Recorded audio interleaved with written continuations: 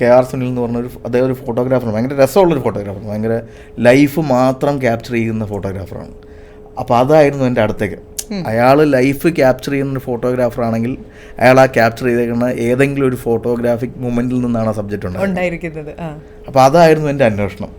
അപ്പോൾ ഞാനങ്ങനെ നമ്മുടെ ഫോർട്ട് കൊച്ചിയിൽ പോയി അദ്ദേഹത്തിൻ്റെ ബിനാലെ നടക്കുന്ന അവിടുത്തെ ഒരു ഫോട്ടോ പ്രദർശനം നടക്കുന്നൊരു സ്ഥലമുണ്ട്, അവിടെ പോയി സുനിലിൻ്റെ എന്താണ് ഈ സിനിമയിലേക്ക് എത്താനുള്ള കാരണം.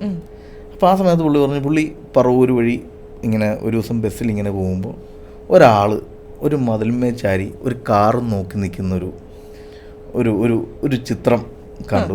അത് എൻ്റെ സിനാരിയോ പറഞ്ഞാൽ കുറച്ചും കൂടി സിനിമയിലേക്ക് അടുക്കും, അതുകൊണ്ട് ഞാനത് പറഞ്ഞില്ല. പക്ഷെ ഒരു മതിലിന്മേൽ നിന്ന് ഒരു സ്ഥലത്തും തൊടാതെ ഒരു മതിലിന്മേൽ ഇങ്ങനെ ചാരി നിന്ന് ഒരാൾ കിടക്കുന്നൊരു കാറും നോക്കിയിരിക്കുന്നു എന്ന് പറയുന്നത് എൻ്റെ മനസ്സിലത് അതിൽ നിന്നാണ് ഞാൻ അതിൻ്റെ മുമ്പും പിൻപും ഒക്കെ ആലോചിക്കുന്നത്.